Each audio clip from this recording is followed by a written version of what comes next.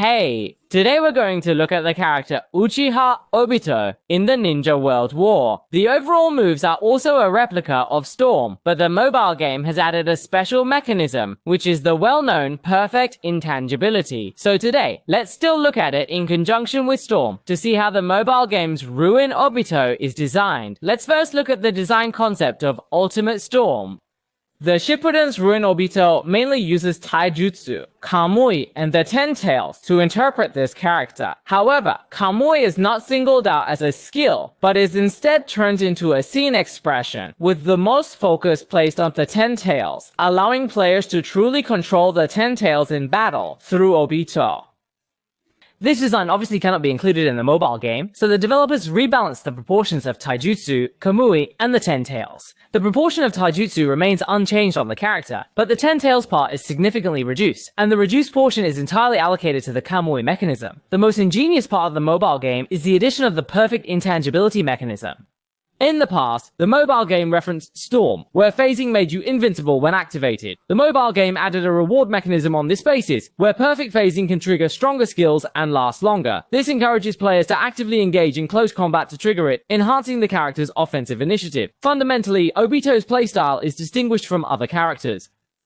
There was also an early playstyle with the Void Ten Tails, which can't be used now, but from a character design perspective, such a variation undoubtedly better highlights the characteristics of Kamui. Alright, now let's look at the basic attack of Obito in the mobile game. In terms of basic attack design, because the mobile game's White Mask used the original Obito's final basic attack in advance, the mobile game's Ruin Obito replicates the final basic attack of the Shippuden Tiger Skin. The early basic attacks come from the lower segment attacks of Shippuden Storm's Obito, but the order of the attacks has been rearranged. The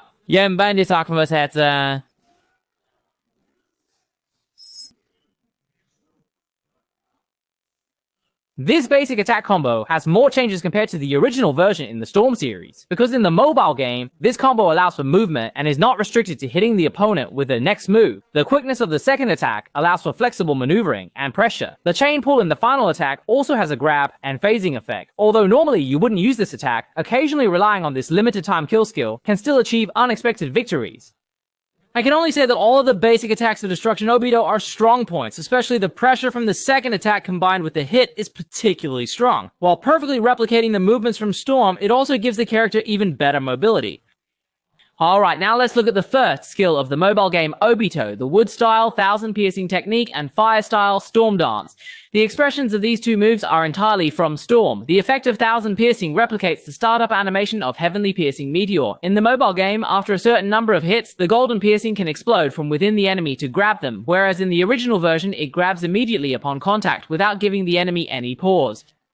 Obito can also perform a technique to bind the enemy with wooden branches again. The grabbing effect after hitting is when Obito is not performing the technique. This move on its own is actually quite cumbersome, requiring him to stand still and attack forward. If it weren't for his second skill, Kamui, such a move would indeed be full of flaws. But it is precisely because of the support of Kamui that he can avoid exposing any flaws even if he gives up his abilities. Now let's look at his second move, Fire Style Storm Dance. The special effects replicate the Storm Dance from the Storm Ninja Arts version. Because even if it doesn't hit, you can still release the Storm Dance, so this move is similar to the second A, and can be held to pressure the opponent. A new linkage mechanism was mainly added to these two moves, where after grabbing the enemy first, using the Storm Dance can ignite the 1,000 stabs to extend the grab. Why wasn't this design of burning wood thought of in the initial release, and had to wait until the final minor enhancement? It can only be said that there are differences among the planners. These two moves can also be released while jumping when using Kamui, and the effect will change to some extent. Throwing out the 1,000 piercings in the air, Obito will directly thrust 1,000 piercings at the opponent, binding them. The effect comes from the Berserk Obito's Wood Style, Piercing Spear, allowing for an instant grab just like Berserk Obito without any additional waiting. The effect of releasing the Storm Dance in the air replicates the final glance of the lower attack in the Storm. Even when released in the air in the mobile game, it retains the Burning Wood setting, making the tendency to release both moves in the air smaller. This principle actually follows the setting of the Storm. You can see that the producer has an exceptionally clear understanding of both the game and the characters. If we don't consider Kamui and only look at these two moves, there's indeed nothing particularly outstanding. However, it's precisely with the addition of the second skill, Kamui, that these two moves transform from flawed pressure tactics into a starting point that forces the opponent into a strategic gamble. The synergy between the two skills is truly excellent. Now let's look at the core of Destruction Obito, which is his second skill, Kamui. Here's a side note. Actually, the Kamui in both of Obito's eyes has names. The one released by Obito is called Kamui Jutsu. And the one called Kamui line, this line also refers to the rope of the sinner. It can be said that the meanings of the names of these two eyes are quite interesting. Alright, back to the main topic. Let's look at a mobile game's skill performance. After activation, it grants a brief invincible phasing state. This Kamui phasing series is currently the most flexible skill in the mobile game. After triggering phasing, it changes the form of the first skill release, and simultaneously gains two sub-skills. Activating the sub-skill below will dash forward, and if it encounters an enemy during the dash, it will pierce through the enemy directly, suitable for grabbing. After stabbing the enemy, click normal attack, and it will take the enemy into the Kamui space. At this point, using skill 1 can directly catch the enemy that comes out, and if you click normal attack, it will start directly from the third attack, allowing us to reverse into the fourth attack, significantly moving away to create distance. Once the enemy is in the Kamui space, the initiative is entirely in our hands, with time to pull and kick as needed.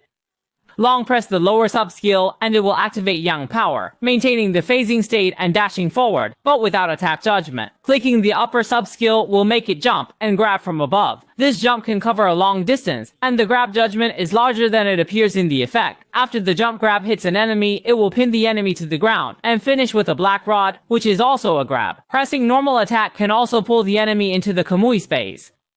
Long pressing the upper sub-skill can also trigger a fake jump, maintaining a virtual state, but without any judgment. Previously, Obito could play with reality and illusion, but now you can be as virtual as you want, but only real once. Activating at the moment of the enemy's attack will enter a perfect virtual state, increasing the sub-skill release count from 2 to 3 times, and extending the virtual time. In the perfect virtual state, you will gain a small ultimate and a combo skill.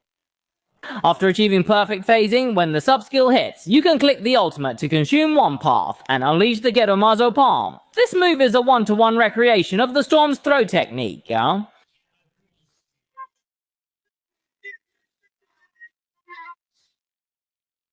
After the sub-skill hits, pressing the first skill will grab the enemy into the Kamui space, activating Fire Shield, Storm Dance. This move also replicates the low attack from Storm.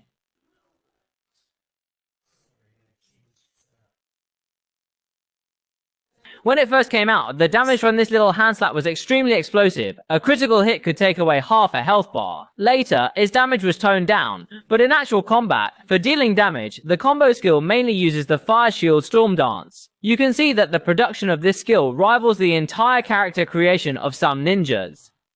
The only drawback of this character is the lack of an opening move, unlike the later mentioned weakened Kakashi who has strong offensiveness. However, before the nerf, getting an opening move with him was as hard as climbing to the sky. Now he can't ensure having Kamui every round, and he can't jump early either. Without Kamui, his first skill is very reliant on positioning, so the danger is greatly reduced. Ignoring the impact in battle and looking only at the production, this Destruction Obito is clearly very excellent. Alright, finally, let's look at the ultimate move of Obito in the mobile game. The usual ultimate move is the Ten Tails of the Void technique. This is a relatively rare dual perspective ultimate move in mobile games, replicating the ultimate move of Obito from Storm Revolution. However, in terms of details, it has been adapted with split screen changes, turning close-ups into long shots. In practical application, there's not much to say. It's a full screen visual and auditory finishing move. During the ultimate move effect, this Obito can also activate Kamui, so sometimes there are desperate situations, but more often there's nowhere to go. The opponent might try to use a minor ultimate move, but accidentally summon the Ten Tails. When facing ninja cards, Obito's ultimate move changes to Kamui, and upon activation, he dashes forward, capturing most of the opponent's Aegis 4 axis. Once captured, the opponent's Kakashi will be unable to recover throughout. The ultimate move recreates their Kamui space battle during the Ninja World War. The next ninja in the scroll is Kakashi from this battle, something everyone can look forward to. Alright, finally, let's take a look at the ultimate performance of Kamui and Shippuden Obito.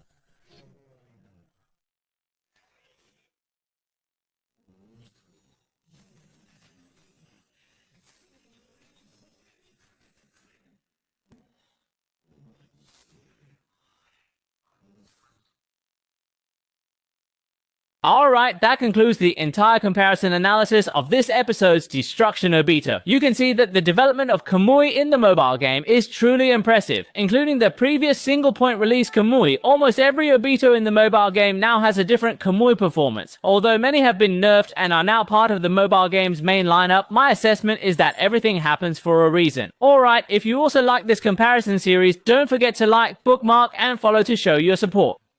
Your likes, shares, and follows are my motivation to update. I am Sanwei. See you in the next video. Bye bye.